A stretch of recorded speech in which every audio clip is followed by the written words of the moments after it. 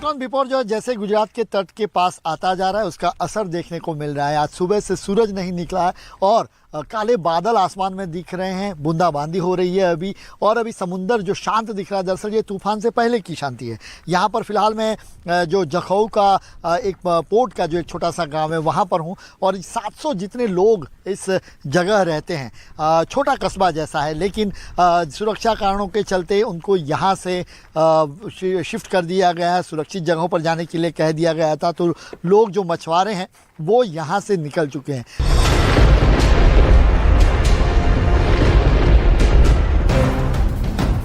चक्रवाती तूफान बिपरजॉय के खतरे के बीच बड़े पैमाने पर राहत बचाव की तैयारियां भी शुरू कर दी गई हैं, क्योंकि आशंकाएं जताई जा रही हैं कि ये तूफान भारी तबाही मचा सकता है और तूफान बिपरजॉय जहां से गुजरेगा वहां लोगों को मदद की जरूरत होगी। इसीलिए राहत बचाव की तैयारियां अभी से शुरू कर दी गई हैं। फिशिंग बोट, वो फिशिंग बोट भी यहाँ पर सब किनारे लगाई गई है। ये आपको मैं तस्वीरें भी दिखाता हूँ। इसके बाद देखिए ये जो बोट्स हैं वो एक के बाद एक यहाँ पर 522 जितनी बोट है।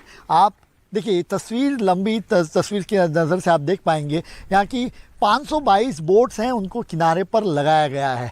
और यहाँ पर नुकसान ज़्यादा ना हो, हालांकि किनारे पे लगाया है। अगर तेज़ रफ्तार जो हवाएं चलती हैं, जो आकलन जो लगाया जा रहा है या प्रेडिक्शन जिस तरीके से है कि वो 125 किलोमीटर प्रति घंटे की रफ्तार से तेज़ हवाएं चलेगी तो फिर नुकसान हो सकता है। तो हालांकि फ़िलहाल जो बोट्स हैं वो बोट्स को यहाँ पर लगाकर जो इनके मछुआरे थे वो अभी सुरक्षित जगहों पर चले गए हैं।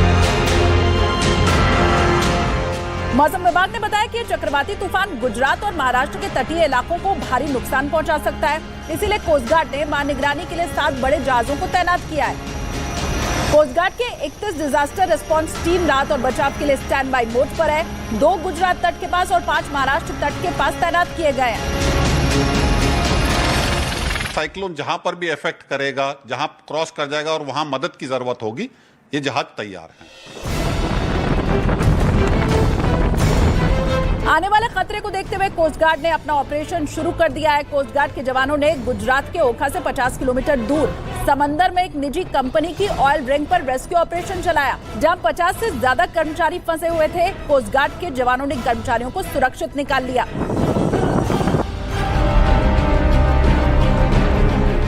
तूफान का सबसे ज्यादा असर गुजरात में देखने को मिल रहा है। तूफान का असर रेलवे यातायात के ऊपर भी पड़ा है, लिहाजा एहतियातन गुजरात में 125 से ज्यादा ट्रेनें रोक दी गई हैं। इसके साथ ही रेलवे के भी कंट्रोल रूम एक्टिव कर दिए गए हैं। हेल्थ यूनिट के साथ रिलीफ ट्रेन भी तैयार है। सारी सुरक्षा के इंतजाम किए जा रहे हैं जिससे इस साइक्लोन का मुकाबला किया जा सके। इसके तहत हमने अपना डिजास्टर मैनेजमेंट कंट्रोल रूम जो हमारे हेडक्वार्टर में उसको एक्टिवेट कर लिया है। साथ ही साथ हमारी इमरजेंसी कंट्रोल रूम, हमारी जो डिवीज़न है और उनके हेडक्वार्टर्स है वहाँ पे हमने एक्टिवेट कर दिए हैं, जैसे कि भावनगर, राजकोट, अहमदाबाद, गांधीधाम इत्यादि इलाकों में।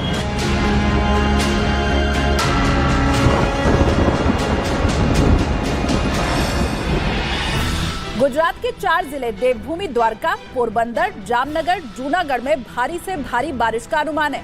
एनडीआरएफ की 21 और एसडीआरएफ की 13 टीमें तैनात की गई हैं। मार्ग मकान की 95 टीमें, ऊर्जा विभाग की 577 टीमें संभावित नुकसान को दूर करने के लिए डिप्लॉय की गई हैं। यानी तूफान के खतरे से निपटने के लिए हर तैयारी की गई है। तो देखिए मैं देवभूमि द्वारका में इस वक्त मौजूद हूँ और यहाँ पर अब भारी बारिश शुरू हो चुकी है। खड़ा होना भी यहाँ पर मुश्किल हो रहा है।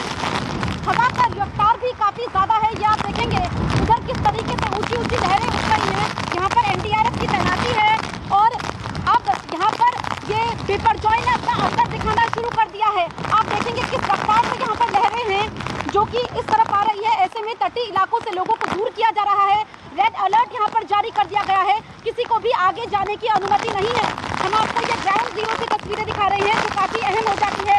एसडीआरएफ की तैनाती है क्योंकि देवभूमि है। ऐसे में जो यहाँ के गृह राज्य मंत्री है हर्ष सांघवी, उन्होंने खुद जिम्मेदारी ली हुई है। उधर अगर मेरे सहयोगी आपको दिखाएंगे, देखिए जो समंदर के पानी का रंग है वो भी पूरी तरीके से बदल चुका है। मछुआरों को अंदर जाने से रोक दिया गया है। इसके अलावा यहाँ पर किस तरीके से पानी सीढ़ियों को पार करता हुआ आगे तक आ रहा है, उस तरफ हम जाने की कोशिश करते हैं सावधानी से, क्योंकि लहरें इस तरफ आ रही हैं। हवा की रफ्तार पर सब कुछ आगे निर्भर करेगा, क्योंकि गंभीर श्रेणी में ये तूफान है। गंभीर श्रेणी का मतलब ये होता है कि नुकसान इसका हो सकता है। ऐसे में कम से कम नुकसान हो, कम से कम जनहानि हो, तो इसके लिए पूरी तैयारियां यहाँ पर की गई है। तटीय इलाकों से लोगों को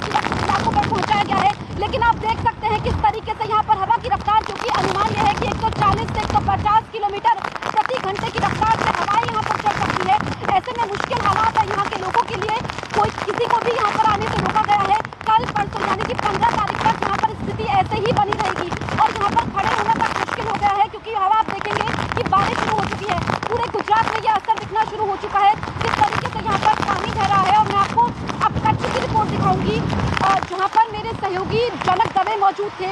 कोस्ट गार्ड भी मिनट टू मिनट अपडेट ले रहे हैं और वहां पर किस तरीके से कोस्ट गार्ड की तैयारी है, कितने लोगों का रेस्क्यू किया गया है, एक रिपोर्ट के जरिए हम देखते हैं। साइक्लोन बिपरजॉय को लेकर भारतीय कोस्ट गार्ड का जो कमांड कंट्रोल रूम है जखौ में, वो राउंड द क्लॉक चालू है। वहाँ से मिनट टू मिनट अपडेट लिए जाते हैं। हम आपको पूरी प्रोसेस दिखाएंगे। यहाँ पर देखिए, ये सैटेलाइट से जो फोरकास्टिंग आती है, उस फोरकास्टिंग को यहाँ पर देखा जाता है। अभी हम दिखाएंगे कि इस तरह यहाँ पर दिखाएं कि स्टॉर्म वार्निंग किस तरीके की होगी। तो यहाँ पर एक लिखा गया है कि very severe cyclone storm Biparjoy pronounce the Biparjoy north east and adjoining the eastern Arabian सी।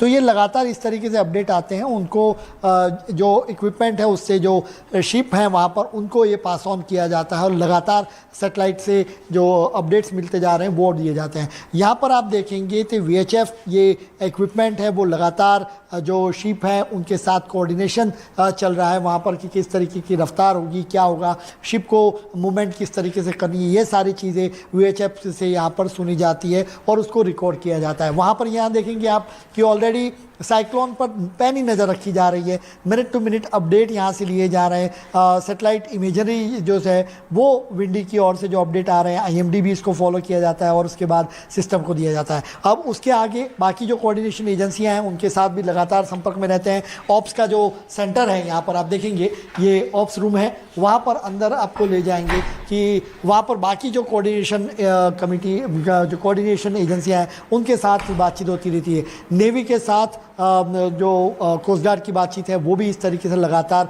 एक दोनों जो है अधिकारी वो वहाँ से बातचीत करते हैं और अपडेट दोनों जगह पे लिए जाते हैं। यानी कोस्टल सिक्योरिटी को लेकर जो अपडेट किए जाएं वो यहाँ पर दिखे जाते हैं।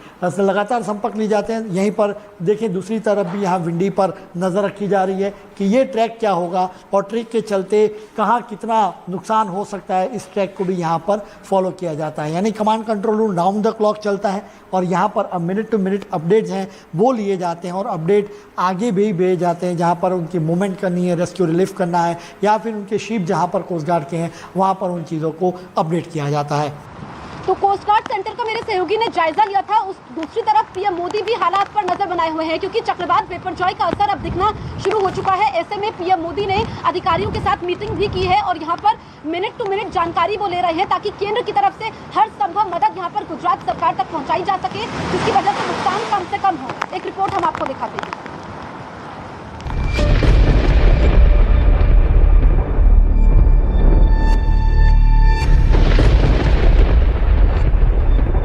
तूफान को देखते हुए दिल्ली से गुजरात तक राज्य के साथ केंद्र सरकार एक्टिव मोड में है। SDRF के साथ NDRF और कोस्ट गार्ड की टीम ने मोर्चा संभाल लिया है, तो रेलवे भी पूरे हालात पर नजर बनाए हुए है।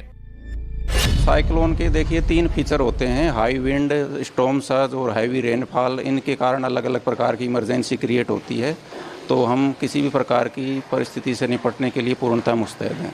ज़रूरत पड़ी तो हमारे पास डीप डाइवर हैं, स्विमर हैं और इसके कारण हाई विंड के कारण कहीं कच्चे मकान हैं, ओवरहेड पावर लाइन है या कहीं रोड ब्लॉक होते हैं, तो उनको क्लियर करने के लिए हम पूर्णतः तैयार हैं। गुजरात में कच्छ, पोरबंदर, द्वारका, जामनगर, जूनागढ़ और मोरबी के तटीय इलाकों से 7,000 लोगों को सुरक्षित जगहों पर पहुंचाया गया है।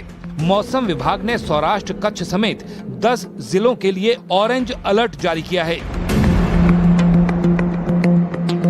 जो निचान वाले क्षेत्र में जो लोग रहते हैं उन्हें शेल्टर होम में शिफ्ट किया गया है। साइक्लोन इफेक्टेड एरियाज में इसी प्रकार से शेल्टर होम हर एक तालुका में बनाए गए हैं। वहाँ पे इन लोगों को शिफ्ट किया गया है और सभी प्रकार की व्यवस्था वहाँ शिफ्ट किए गए लोगों के लिए की गई है। मुंबई को भी हाई अलर्ट पर रखा गया है। कच्छ में धारा 144 लगा दी गई है। 3 दिन के लिए स्कूल कॉलेज बंद हैं। पूरे हालात पर पीएम मोदी खुद नजर रखे हैं। सोमवार को ही पीएम मोदी ने तूफान पर हाई लेवल बैठक की थी। बैठक के बाद पीएम मोदी ने निर्देश दिए कि कंट्रोल रूम बने, राहत शिविरों में बिजली, फोन, इलाज और पानी से जुड़ी सुविधाएं जरूर हों। वक्त रहते लोगों को सुरक्षित जगह पर शिफ्ट किया जाए। इंसानों के साथ मवेशियों का भी ध्यान रखा जाए। इसके साथ ही कमांड सेंटर के 24 घंटे एक्टिव रहने के भी निर्देश दिए गए।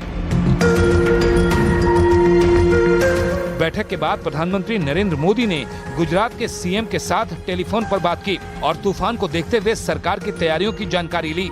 इस दौरान पीएम ने आपदा की स्थिति में गुजरात की हर संभव मदद का भरोसा दिया। सीएम भूपेंद्र पटेल ने खतरे को देखते हुए मोर्चा संभाल लिया है और गांधीनगर में बनाए गए आपातकाल ऑपरेशन सेंटर में पहुंचकर तैयारियों का जायजा लिया। खाने की व्यवस्था और जो कोई आवश्यक चीज़ें हैं उनकी व्यवस्था की गई है। ये सभी क्षेत्र के अंदर खास तौर पे जो राशन की दुकान सरकारी होती है वहाँ पे पर्याप्त राशन भी प्रोवाइड किया गया है और सभी जगहों पे समय सर राशन पहुँच पाए उसकी भी व्यवस्था की गई है। बिजली, पानी और रोड, ये सभी व्यवस्थाओं के लिए भी टीम बन चुकी है और सभी टीम अपने अपने क्षेत्रों में कामगिरी कर रही है। बिपोरजॉय के टकराने के दौरान 135 किलोमीटर प्रति घंटे की रफ्तार से हवाएं चलेंगी। अनुमान है कि हवाओं की रफ्तार बढ़कर 150 किलोमीटर प्रति घंटे तक पहुंच सकती है। गुजरात के तटीय इलाकों में इस तूफान का असर दिखना शुरू हो गया है। मौसम विभाग की चेतावनी के मुताबिक गुजरात में समंदर के किनारे पर बसे 8 जिलों में तूफान बिपोरजॉय भारी तबाही मचा सकता है। सरकारी आंकड़ों की माने तो इन 8 जिलों में करीब 17 लाख लोग रहते हैं, जिनमें तटीय इलाकों में रहने वाले लोगों पर सबसे बड़ा खतरा मंडरा रहा है। इस खतरे को देखते हुए वहां एनडीआरएफ की 21 और एसडीआरएफ की 13 टीमों को तैनात कर दिया गया है। इससे निपटने के लिए वेल इक्विपमेंट है और टीम के जो भी रेस्क्यूअर हैं वो हर प्रकार से हर परिस्थिति से निपटने के लिए सक्षम है। टीम के द्वारा घूम के तटीय इलाकों का लो लाइन एरिया का विजिट किया जा रहा है और मैं बताना चाहूँगा कि यहाँ पे जो भी आम जनता है वो इस लो लाइन एरिया या इसके समुद्री तट के आसपास के इलाकों से थोड़ा दूर रहे। और जिस प्रकार ये 6 एनडीआरएफ की टीम आप ही के इलाके में है, किसी प्रकार की कोई भी विपदा आने पर हम तुरंत से शॉर्ट नोटिस में या बहुत कम समय में आपकी सहायता के लिए पहुँच जाएंगे। एनडीआरएफ ने चेतावनी दी है कि लोग समंदर के करीब न जाएं। इसके साथ ही समुद्री तट से करीब 10 किलोमीटर के दायरे में रहने वाले लोगों को भी निकालने के लिए ऑपरेशन चलाया जा रहा है ताकि उन्हें सुरक्षित जगहों पर पहुंचाया जा सके, क्योंकि आशंका जताई गई कि चक्रवाती तूफान समंदर के किनारे वाले इलाकों में भारी नुकसान पहुंचा सकता है। इसीलिए गुजरात में समंदर के किनारे पर बसे 8 जिलों में अब तक करीब 7,000 लोगों को सुरक्षित जगहों पर पहुंचाया जा चुका है। एनडीआरएफ की 2 टीम द्वारका को एनायत की गई है और 2 एसडीआरएफ की टीम एनायत की है। द्वारका में कोस्ट गार्ड ऑलरेडी अवेलेबल है। द्वारका में दूसरी भी टीम पर्याप्त यहाँ पे अवेलेबल है। वहीं मौसम विभाग ने अनुमान लगाया कि तूफान के दौरान करीब 150 किलोमीटर प्रति घंटे की रफ्तार से हवाएं चल सकती हैं। ऐसे में पेड़ों और बिजली के खंभों के गिरने की भी संभावना है, जिसकी वजह से कई रास्ते भी बंद करने पड़ सकते हैं। इस परेशानी से निपटने के लिए भी कई टीमों को तैनात कर दिया गया है। यूक्रेन में जारी युद्ध के बीच परमाणु हमले का सायरन लगातार बज रहा है। अब इस पर दुनिया की सबसे विश्वसनीय रिपोर्ट भी सामने आ गई है। परमाणु युद्ध की सूरत में पहला हमला रूस करेगा या अमेरिका, इसका भी पर्दाफाश हो चुका है। और साथ ही ये भी सामने आ गया कि रूस और अमेरिका के पास असल में आखिर कितने एटम बॉम्ब हैं और चीन ने कैसे चुपके 1 साल में बड़ा परमाणु जखीरा तैयार कर लिया है।